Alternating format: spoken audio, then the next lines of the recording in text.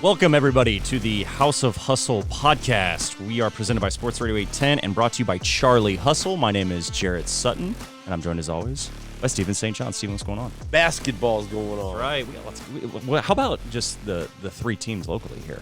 Like where we sit right now in college basketball with K-State, Mizzou, and Kansas. Well, I don't like the top 25 because K-State should be in it. That's true. Mizzou's in it right now. Kansas is number 3. Mizzou's number 20. K-State receiving votes, which pans out to be in number 30. K-State should be in the top 25. But I think, hey, it would be cool at some point, maybe next week, to see all three teams in the top 25. But this is awesome because right now, all three teams can think about the NCAA tournament and think about, and start checking bracketology. All these big games, too. Yeah. Like, fan bases can get excited. The Texas game tonight for K-State on the road, top 6 matchup. But before we get into that, I don't know if you're aware of this, but you're a scout for the Orleans Pelicans. I'm aware, yeah. I'm looking at these standings, 23-14, a game out of the number 1 seed in the Western Conference. And New Orleans, well, they're already fired up. New Orleans was fired up after that big win in the Cotton Bowl by Tulane. But the New Orleans Pelicans, there's some basketball fever down in the French Quarter. How exciting is this for you? And, expectations right now got to be through the roof. Through the roof. And, New Orleans is a Saints town, right? It's a football town. The Saints have driven so much success over the years. Who dat?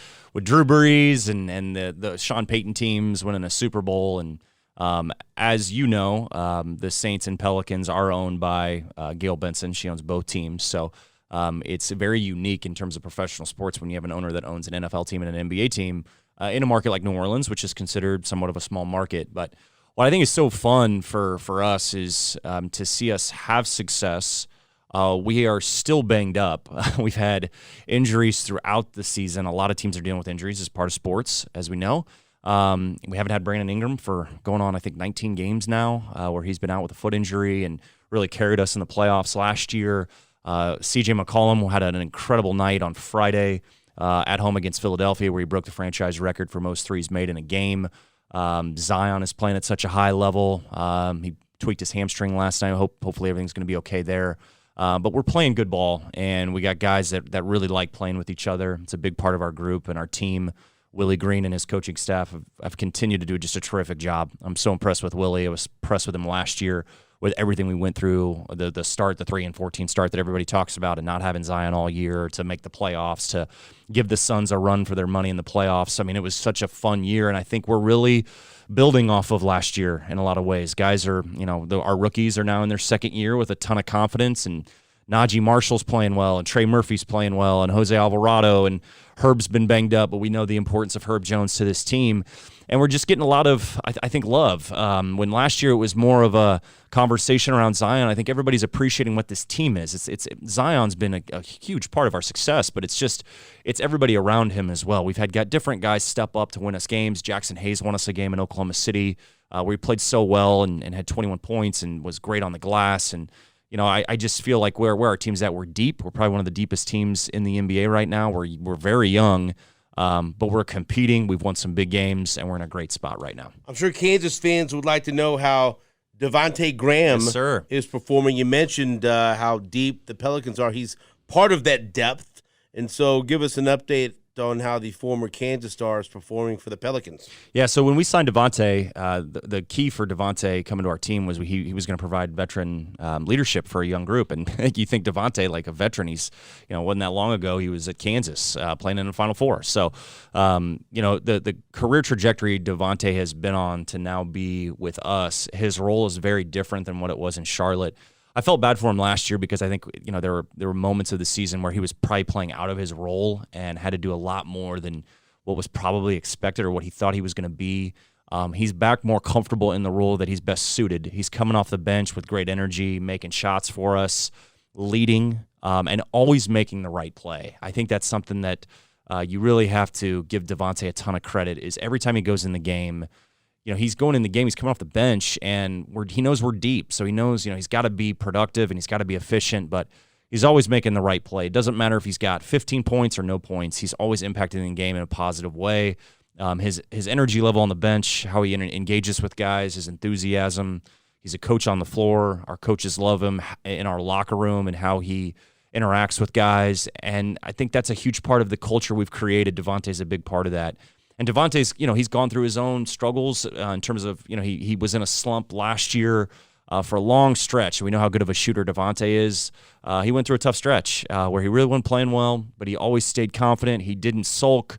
He didn't point fingers. He didn't blame the coaches. He was rock solid in everything he did for our team last year. Now he's playing up to the capabilities that Devontae is capable of playing at, and he's really been a great spark for us off the bench. Is it too forward of me to call him a future House of Hustle guest? I would love for Devontae to be on this podcast. I think it's not out of the question. Let's answer it that way. You think he'd say yes to you and say, Jarrett Sutton, no thank you? Pass on that opportunity. I think it depends on the timing of when we asked Devontae and how he could. But yeah, I mean, a local guy here that's loved by Kansas fans still to this day and had such an impact on that program. And how Devontae was at Kansas, very similar to what he is at the NBA level and what he is with our organization. All right, something else I want to ask you about. One of my favorite players to watch in the NBA is Donovan Mitchell, and I like him also because Julia St. John has the Donovan Mitchell Adidas Spiders, which are some very good basketball shoes, and she liked the colors, and so she used to have fluorescent green. Now she has all white, but she enjoys the Donovan Mitchell signature shoe, and Donovan Mitchell dropped 71 points in his last game. That's the most by any NBA player in 17 years on Monday night, beating the Bulls in overtime 145-134. That was the most points in a game by any player since Kobe Bryant dropped 81 against Toronto in the year of our Lord 2006. I mean, I don't care if it was overtime. 71 points, and Donovan Mitchell was a superstar with Utah. He gets traded in one of the biggest offseason moves to Cleveland. Your thoughts on Donovan Mitchell and 71 points, because we obviously need to take a moment and recognize that tremendous feat. Absolutely. I mean, that's a historic accomplishment, and it's a moment just in basketball that you're going to remember. And, I mean, when you hear 71, you think of Kobe's 81. That's the first thing I thought about. So, you look at the game, too, and just the flow of that game. It was an overtime win for Cleveland. So it wasn't like, it's a Cleveland win by 30-plus points and, they're playing a bad team. He had to be the guy and win a close game in overtime, and was so efficient in doing so. And this is a Bulls team that is trying to find its way, and DeMar DeRozan's playing at a high level. But to go for 71 points, be plus 19, got to the free throw line a lot, hit 7 threes, did it on 34 shots. So that's efficient, right? 71 points on 34 shots, a lot of shots, but 71 points. I mean, that's highly efficient to make 22 buckets on 34 attempts. What's the most points you scored at any level in a game? Going back to grade school, whatever. I scored 62 in a AAU game. 62 in an AAU game? In a triple overtime game. Who the hell was guarding We you? only had 5 guys. Or who wasn't guarding you? Well, I felt it was like when the rim, it felt like was expanding. That's how hot my shooting was that night. What AAU team was this? I was with we were actually playing against I think it was the Cowboys. They were run by Boo Williams group, and this was back when they were getting started. And who did you play for? I played for the Kansas City Pacers, which they're now 816 Hoops. Okay, so who was changed names with you? We had Don Martin, who was a part of my high school team. Nobody, I think that I would say that went on to play at a high level, Division I, Division II level. We had I forget, it was a bunch of we put our AAU team together. It was only 5 guys, and it was kind of a hodgepodge of guys that year. How many shots did you take to get 61? I shot a lot. I don't remember how many, but it was the thing that was great. 61 on 58 shots. It was the hot hand where I was coming off screens and I was shooting the ball off the dribble, and our point guard was making plays, and it was, I mean, to just have 5 guys, and we were talking about, do we want to play the game? Because what happens if one guy goes down? We only have 4. We're not going to be able to finish the game.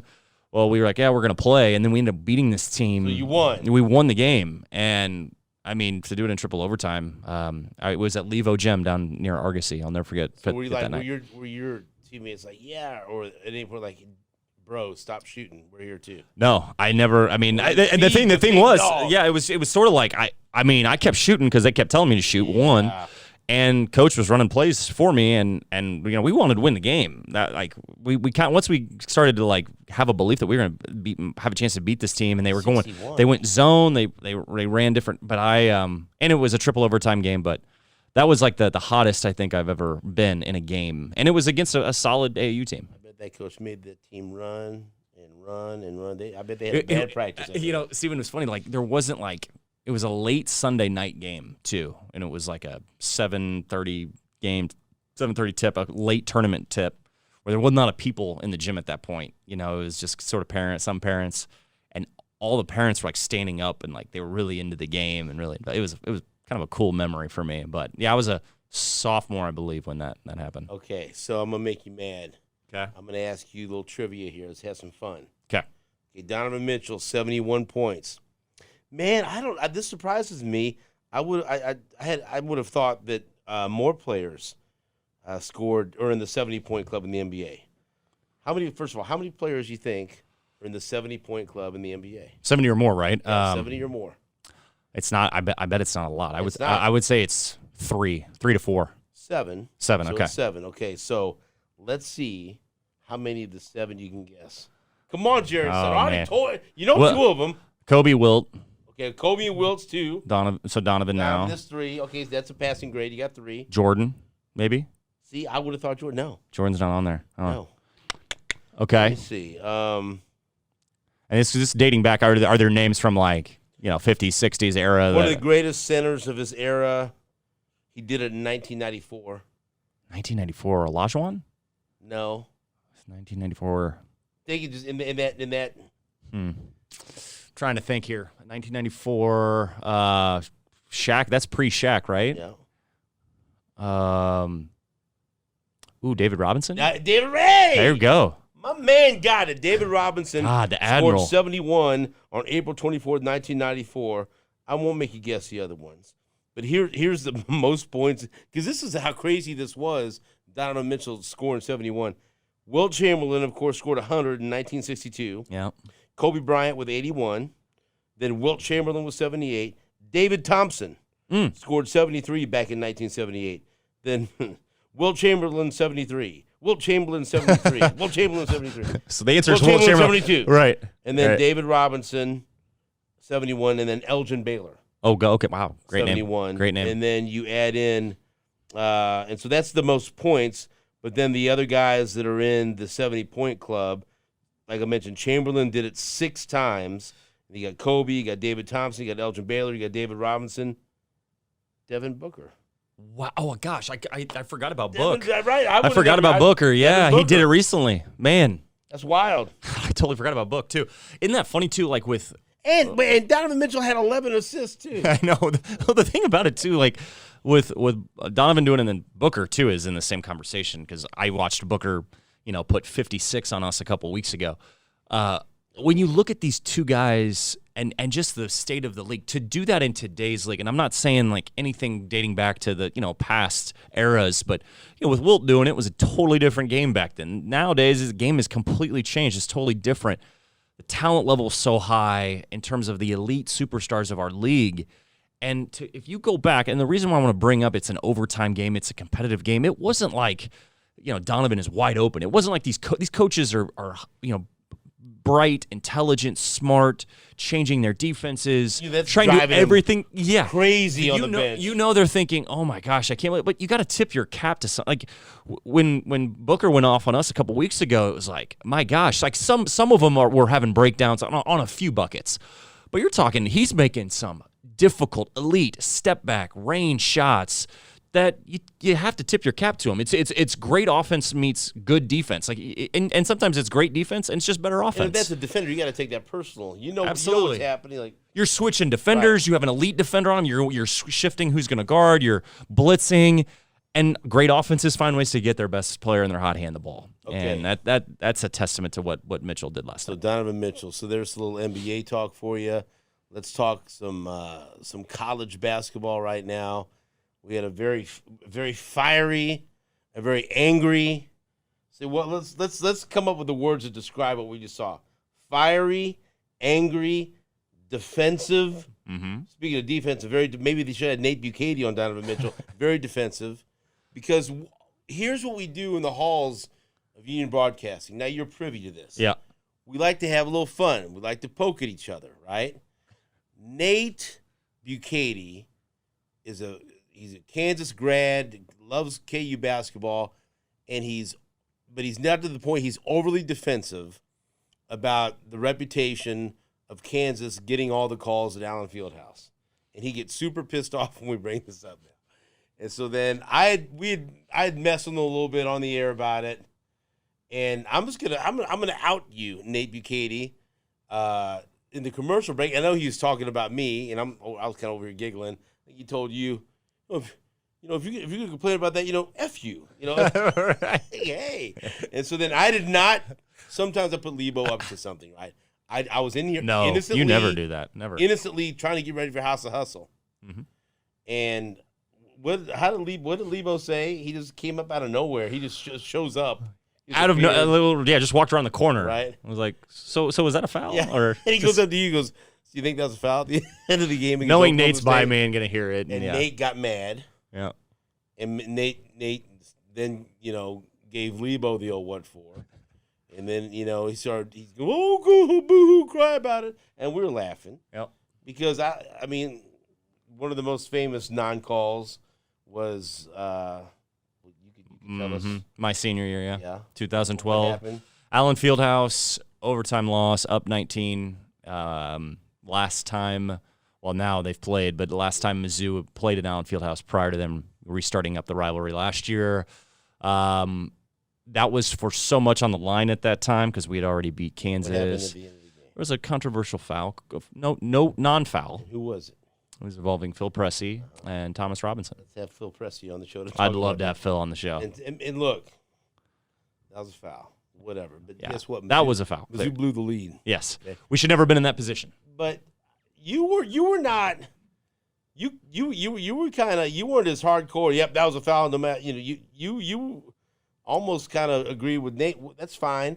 But I thought it was a foul. I know Clark Kellogg on the call thought it was a foul live. Then show the replay, goes, "Oh, he should be at the free throw line right now." Let me give you a spoiler. All right, if they call that foul, there's no way in hell he's making both those free throws in that crowd, right? Yeah. He's making the first one, he's missing the second one. So that Kansas is still going to win that game. But just very simply, there's no need for wild accusations like Nate Bukaty was lobbing out at people out here. Do you think that was a foul? If you were Oklahoma State, if you were a Cowboy, Yeah. would you be very angry at what happened at the end of that game? So let me be very clear. Like with Phil's situation, Phil's was a foul. There was no question about it. Kansas guys would tell you that. But we never should have been in that position. We were up 19. We made some horrible decisions in our offense. That speaks for itself. This play, I actually think Kevin gets the ball. I think he blocks the ball. I think it's a body foul. Yeah. I think the conversation that I would have is the officials in terrible position. You don't think he was? He's handing the ball. First of all, it's just a cardinal rule. He's on the baseline handing the ball, and the official dictates, where the player's supposed to be and how he can move around the player of where he's supposed to be in positioning. You do that before you put the ball in play. And he presents the ball. The player is in between the official and the goal. You don't think he had a good angle? And there's nobody on the backside. There's nobody there to cover anything on the right side of the floor. Whatever. And then the best is when you go back and look at the replay, the official's trying to duck and look under the goal, and of course there was no call. I mean, he doesn't see the play. So again, late in game, we see you gotta swallow that whistle. Yeah, we see whistles be swallowed all the time from officials, and that was just a horrible positioning play for me. And I know there's exceptions, but are you of the belief that a foul's a foul? If it's a foul at the 2-minute mark, it should be a foul at the end of the game? Yes. Or do you think there are some fouls that should be called in the first half that if they occur in the last 30 seconds in a tie game, whatever, swallow the whistle? Or do you think a foul's a foul no matter what? A foul's a foul no matter what. I think this is where I have frustration with college basketball officials. Let me just say this. I truly believe that NBA officials are the best at what I think the process of how NBA officials get graded, get promoted. Now we have a G League that we develop officials. I watch almost all of our games. There's a couple calls here and there that I'm like, they missed one. I really think they do a great job of managing the game. I think they do a great job of going to the review when it's supposed to be reviewed. I think they do a great job of correcting each other. In college, it's so different how officials operate, how they communicate, the power that they sometimes possess over. I don't think it's great, and I think it's not improved over the course of many years. And I just think when you look at that, this is one scenario of this late game call, but there's makeup calls in games that happen when they shouldn't be made up. There's late game where officials do not want to make a call and they just want to let it play out when they've called every whistle for 15 minutes prior to that entire half. So the flow of a game can impact, and it impacts rhythm, momentum, both teams and I think you see this in football now. I think you see it in basketball more.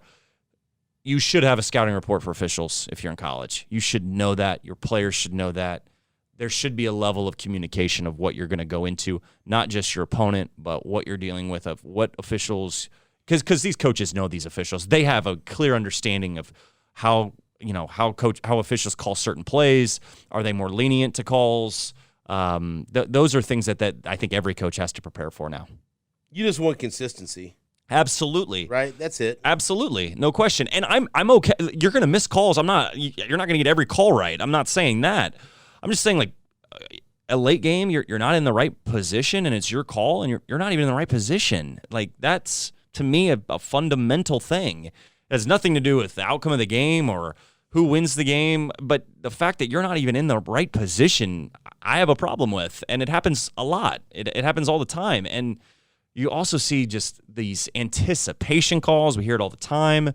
Officials in college love to call a charge, and sometimes they don't even see the blocker charge, and they just call it. So there's a lot of things I have, and I think in the NBA it's so much different because it really is graded on heavily. I think the retired officials that are still a part of the officiating committee that look at all these officials and grade these officials out, I think they do an excellent job. I'm probably biased with that, but I watch the NFL, I watch Major League Baseball, I watch Premier League soccer. I mean, I'm a sports fan. I watch other sports. I hear all about it. And I just think the NBA and their officials are atop the profession of officiating in sports. I really do.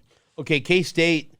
So KU starts off with a nice win at home, a nice comeback victory over Oklahoma State. Oklahoma State showed something, too.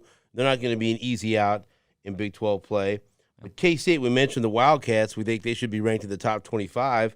Well, they had to go to overtime, a thriller, to beat West Virginia, and that was a great way to start the conference season for Jerome Tang. And, of course, after the game, Bob Huggins had to say, But K-State, we continue to talk about them, 12-1. 1-0 in the conference, just like Mizzou. Man, what a turnaround! What a great start for Jerome Tang, and an important win to get off on the right foot and get that win in overtime. Important win. I said this before. I think Jerome Tang and his job so far in terms of taking over the job at K-State, putting together an entirely new roster, keeping a few guys kind of similar to what Mizzou's done. Their strength of schedule, I think putting together a schedule that was competitive, but an opportunity for them to build a winning culture. I think both these Dennis Gates and Jerome Tang kind of resemble each other in that regard. And I also think what they got in the portal to get Naquan Tomlin and Keontae Johnson, who I think are studs, and David Nagesson is another guy that's a part of this, but Marquise Noel, I think Kansas State is an under-talked about team right now. Honestly, I think Keontae Johnson is they should be in the top absolutely 25. They should be in the top 20. Keontae Johnson's playing at a high level. Marquise Noel, his passing, his playmaking, and pick and roll, like they're a really solid team. They got pieces, and they're a team and a unit that's been brought together. They're all new guys, and they're finding a way to win. I remember like when Mike Anderson took over at Mizzou, right, and how it took time, for him to get the players into his, on campus and get that system implemented, because that's not a system where you can take someone else's players and run it. Right. You got to have the right guys. Right. And it took him a while. And I remember he used to say, well, it might be, 20 minutes of hell and 20 minutes of what the heck, but we're getting there. Right. And then finally, when he got his players in, you could see what it could be. And I think, how quickly could he have done that if there was the transfer portal? Mm-hmm. And brought some guys with him from UAB and been able to pick and choose different guys who fit his system. And we can say whatever we want. If we like the transfer portal, if we don't, clearly it's very exciting. It's like free agency in professional sports. And for the fan, even though it could be frustrating that, like for Mizzou, you lose a kid like Trevon Brazile when he shows so much promise as a freshman. But you can go out there, if you're a new head coach like Jerome Tang or Dennis Gates, we're seeing, and we saw with Iowa State, no more are the days of, well, it's going to take me 2 or 3 years to get my guys in here to be able to run my system. No. This is the advantage that coaches have when they are hired by a new program with a transfer portal. They can get things up and running. And we are seeing two fantastic, we saw it last year, like I said, with Iowa State going from last place to the Sweet 16. But we're seeing two great examples. K-State and Mizzou, both 12-1, both 1-0 in the conference at the time of this podcast. And it's largely in part because they were allowed to go out there and cherry pick these players that fit their system and what they want to do, and players that weren't going to fit, they move on. When you're talking about a new head coach, the transfer portal is wonderful. It's wonderful, but I think you bring up a good point, and you tied it into Mike Anderson, and I think it's well said, because I think Coach A always was identifying the right guy that fit. He wasn't looking at your star. He wasn't looking at anything pertaining to the noise that's out there sometimes in high school rankings. A guy like a JT Tiller. Like a JT Tiller. That's right. Just in that type of tone, too. Wasn't he? But he was a UAB commit, wasn't he? He was. He was a UAB commit. And he wasn't heralded or whatever else, but he was exactly the kind of guy that you needed to run that system. I mean, he got Damari Carroll out of Vanderbilt, and his family tie there. So that was a big get at that time.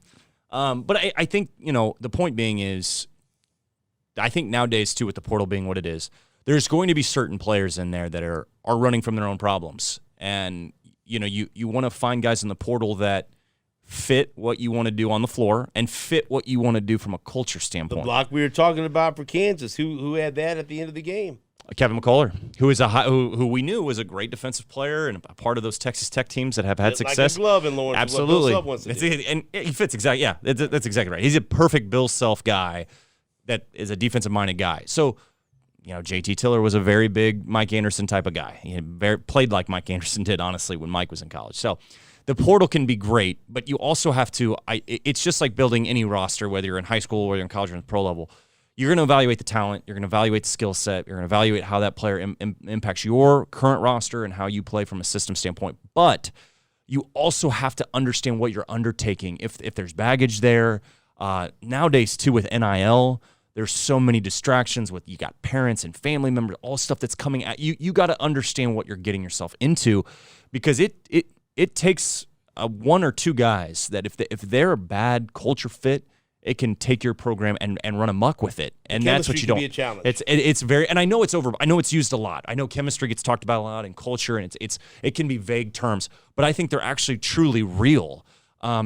I think you look at some teams in college basketball that coming into this season, you think, man, they're super talented. They got size, they got shooting, they got all these pieces. They should be really good. They're off to some slow starts, and why? And you think, do those guys like playing with each other? Are those guys sideways with? This guy's making this much in NIL.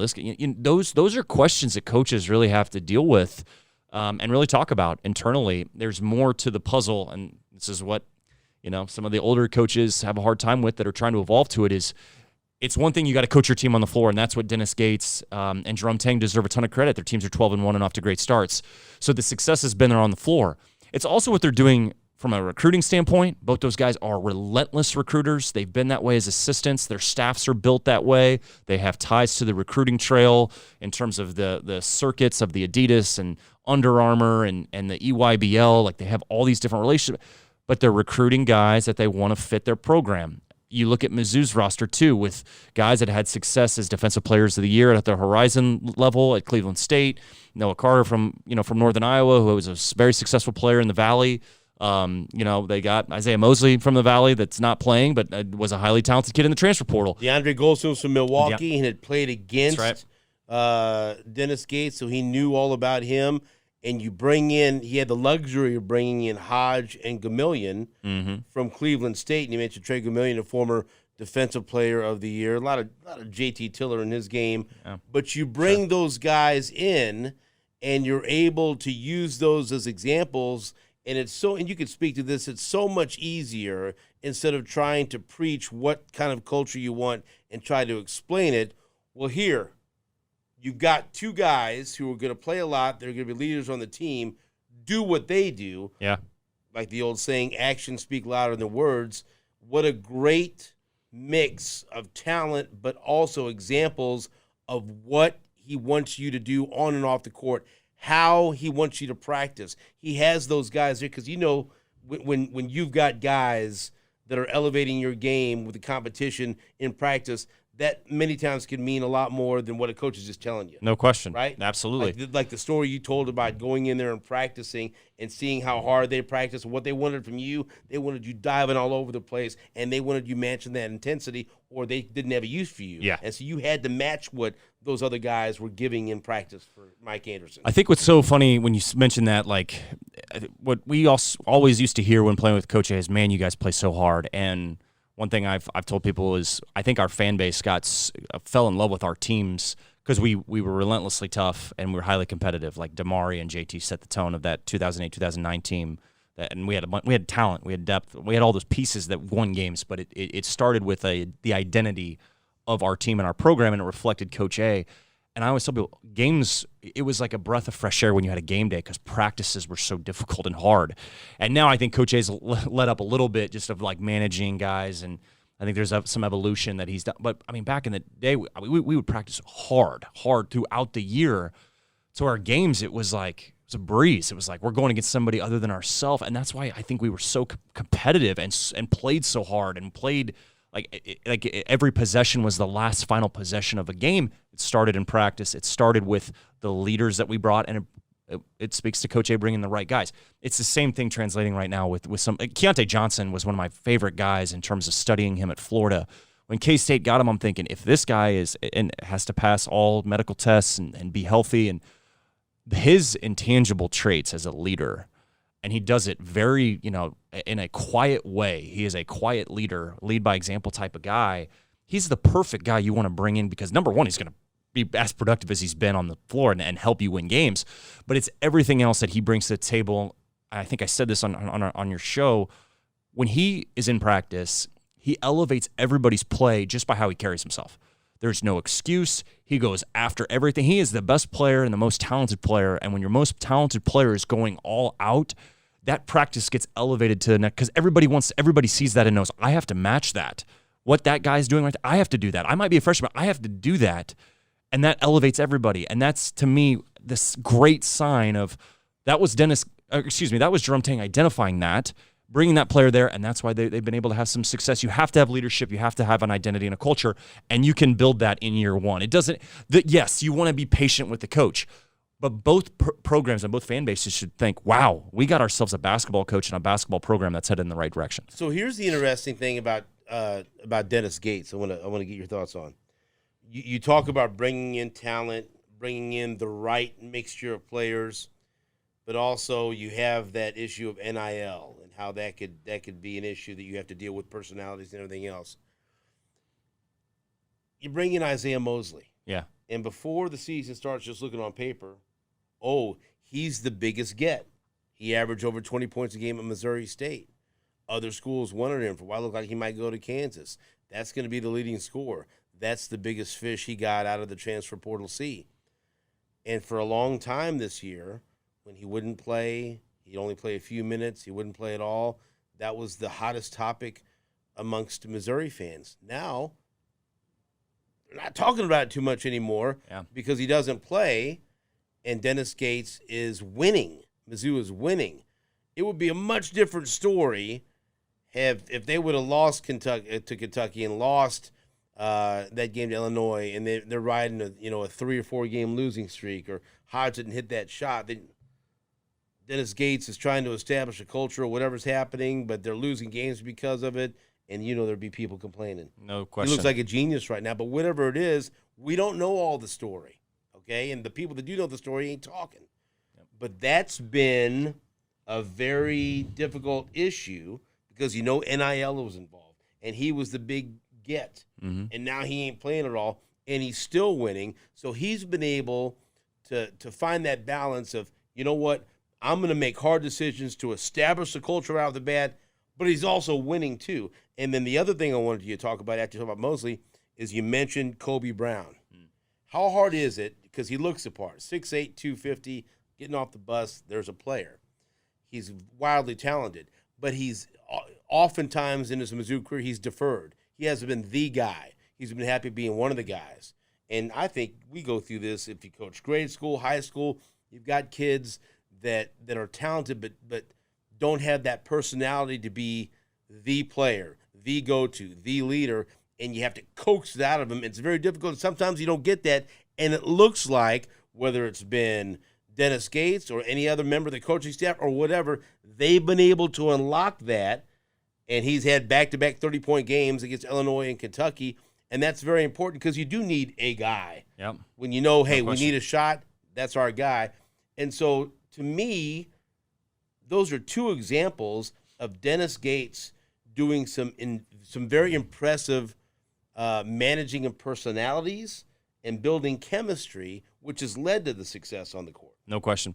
So let's start with Isaiah. I think you brought up a good point of, winning kind of cures all, and it sort of limits the noise, right, when you win.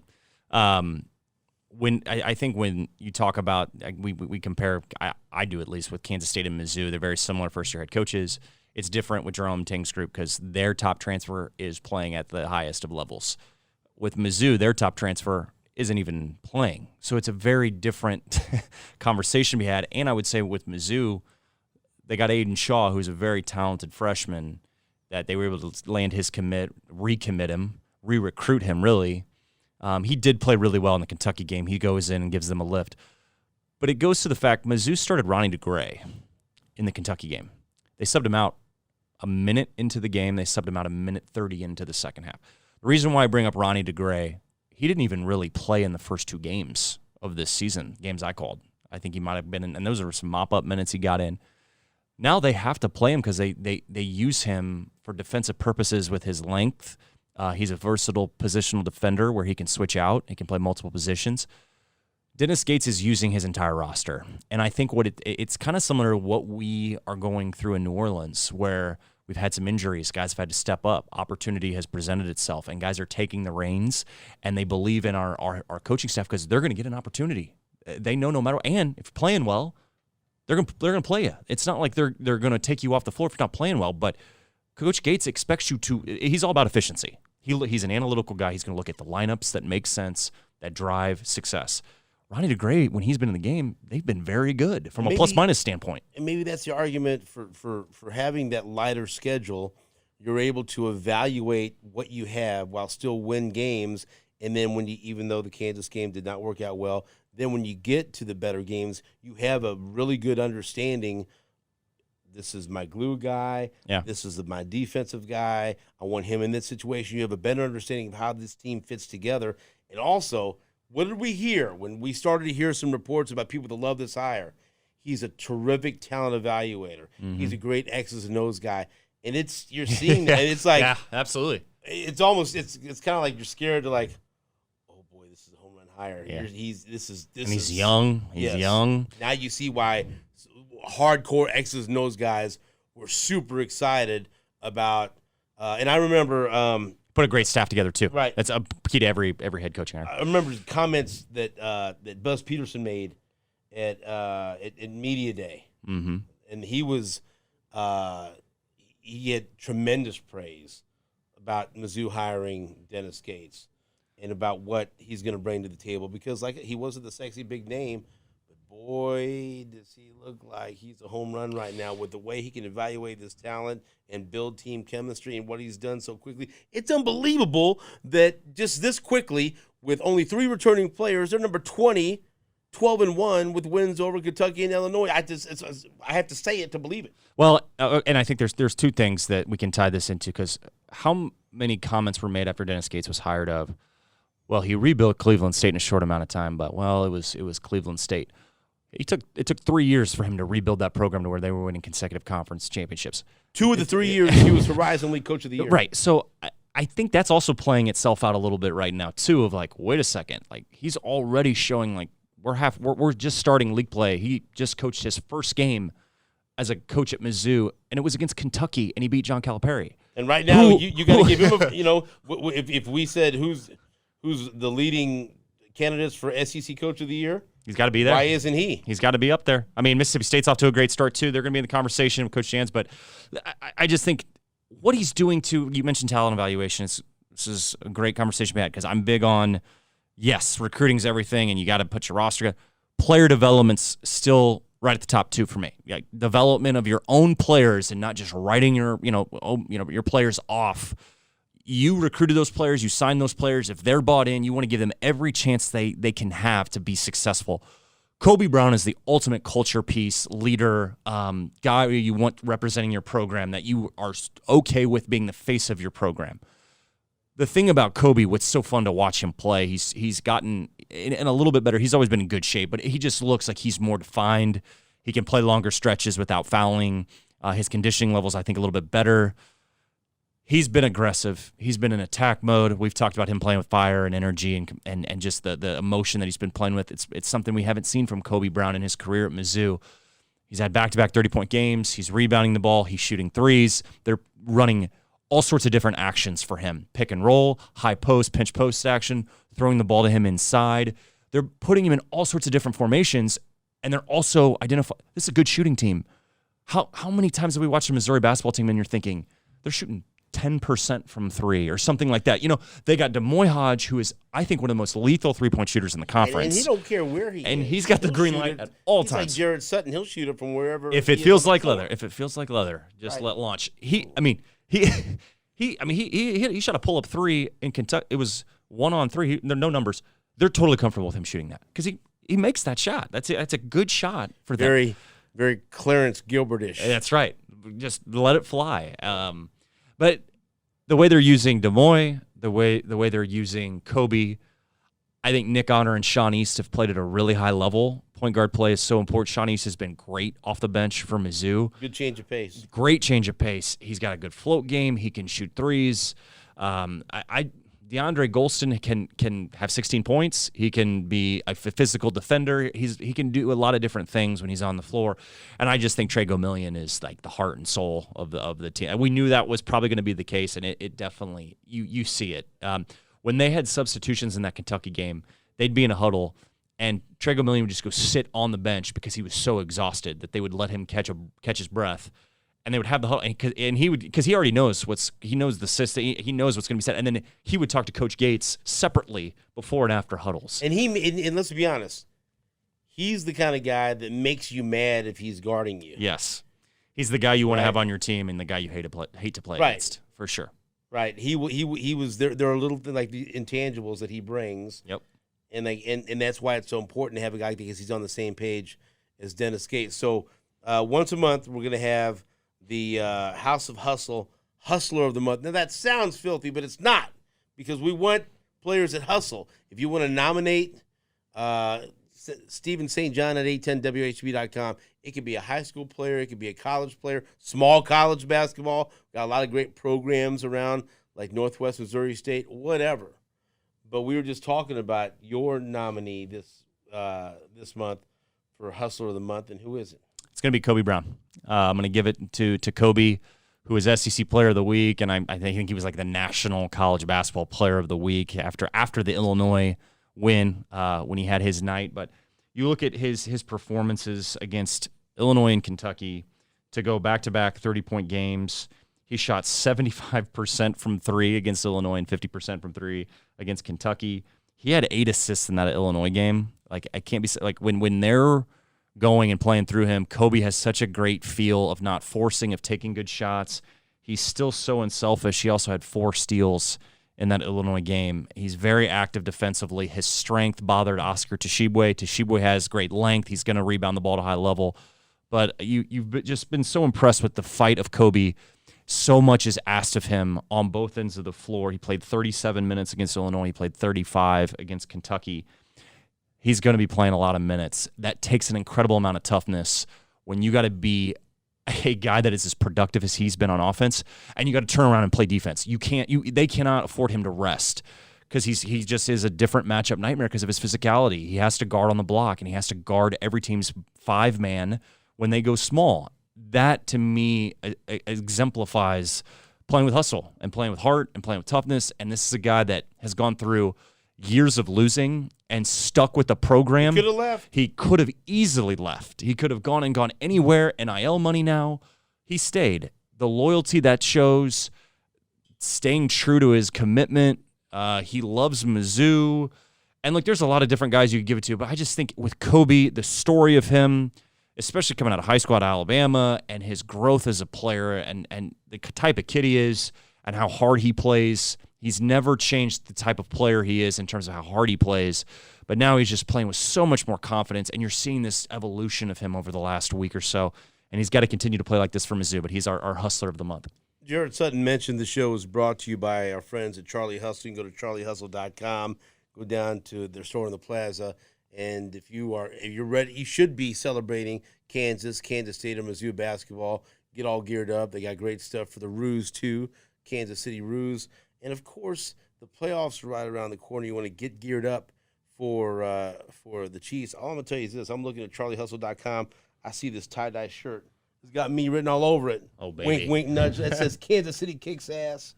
I'll wear That's that shirt time. every day if I can. And so you go to charliehustle.com. I know you love it down there. They got a lot of Mizzou, all kinds of gear. They get everything you need, really. The vintage, you just get swagged out on all the I actually, that was a quick plug, being at the Mizzou game, watching the game against Kentucky in Mizzou Arena, a lot of Charlie Hustle gear in that crowd, and that was one of them. I need to put a plug and get me one of those. That's long. right. That's some. The tiger paw is always a emblem logo right there. You got them big boy husky sizes, Charlie Hustle. See me, hey, catch me outside. We'll take care of that. Where your travels take you next for scouting? Do you have any chips on the schedule already? I got a bit. So Purdue, UConn, 1 and 2 just lost. So I actually am going to see Purdue, Ohio State on Thursday. So I'll go to Columbus, and then I actually go to New Orleans. I'm going to go catch us in New Orleans. We play the Brooklyn Nets on Friday, one of the hottest teams in the East. It's going to be a great matchup on ESPN Friday night. Big game. Can't wait to see the environment and be in that environment. Haven't been to a game yet this year. My last games were when we were in the playoffs. So looking forward to getting back to New Orleans. 70-degree weather this weekend, so it's gonna be good to get back in the Big Easy. It's not so bad now because I'm experiencing Dennis Gates and a renaissance of Mizzou basketball. But I've still been very angry at Matt Painter for several years.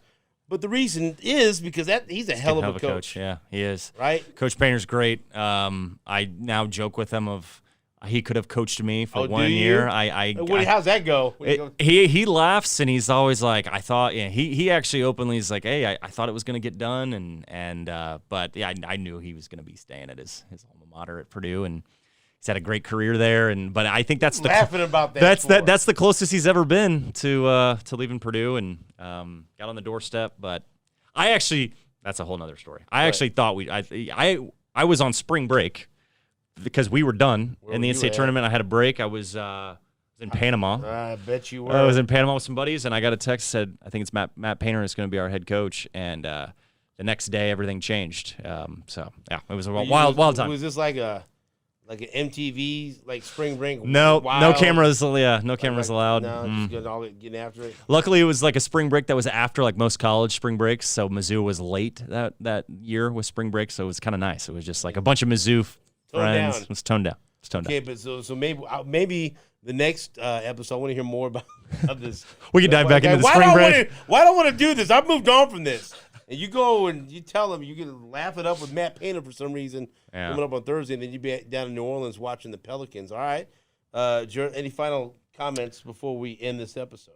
I think the final comments I would give is just you look at where this college basketball season's going, and we touched on it earlier, just the local schools being successful, first-year head coaches like Dennis Gates, Jerome Tang, doing such a great job. Kansas is playing at such a high level. We're seeing some teams that are kind of have been flowing under the radar. UConn, for one, who lost at Xavier. But UConn's a very good team. There's just some solid teams in college basketball right now. Houston, Alabama, Texas. There's some really good teams. I think it's going to make for a fun college basketball season as we work through league play. Like, league play dictates so much of the NCAA tournament seeding, as we know. This is when it gets fun. You're in the family, and this is when it gets really competitive, competing for a league championship. All right, let me tout Jarrett Sutton for a minute before we end this thing. How did we not start? I mean, how have Jarrett we not talked Sutton, about this right now? Jarrett Sutton comes to St. Gabriel girls' 7th and 8th grade practice, and we invited the 7th and 8th grade boys also, which I didn't tell you, which angered the girls because they did not want them there. That's what I heard. I felt some tension. Someone came in, felt some why tension. Invite them? Yeah. Hey, we're trying to get everyone included. And so Jarrett Sutton talked about shooting and talked about finishing, right? Yeah. Follow through, release point. We played in the St. feet. Michael high school tournament. This is Selena St. John. Pure. What do you see right there? Pure. Was she listening to Jarrett Sutton or not? I mean, that's like a picture-perfect form right there. Perfect release, high arch, great balance, great feet. Man. And I'm not kidding. She's listening. Look at that follow-through. The drills and everything. You got to get kick out of that because, like, my kids don't listen to me. They listen to you in one night. I tell them something for 2 years, nothing. You got that. You tell them one night and they do everything. Like, I don't. Can I call you and make you tell them to go to bed or something? Yeah, you text me every day and say, hey, can you give me a quick pep talk? Can you give the girls a quick pep talk? Give me a pep talk. Can you get me going? No. And then I gotta get. And this is the St. John girls do this defense. That's some great hands. Great hands. It's a great double. Look at the double. We only play 6-minute quarters. It's like 24 minutes of hell. We can't do 40 minutes of hell. 40 minutes of hell trying to get them to wake up and go to a morning game. That's the twins unleashing.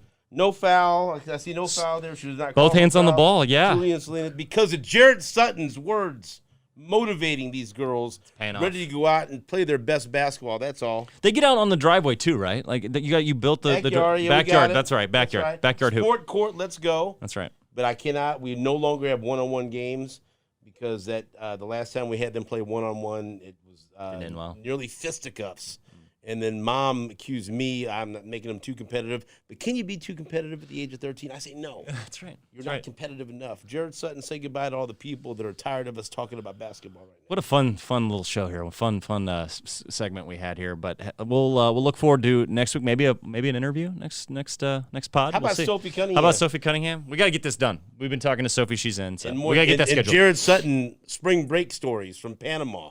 We'll do that. So until next time, thank you for joining us. Thank you to Charlie Hustle. Yes, sir. Thank you for listening and watching House of Hustle. You can watch us, subscribe, like us on YouTube. Go download this podcast anywhere you listen to your favorite podcast, and we'll be back in a couple of weeks.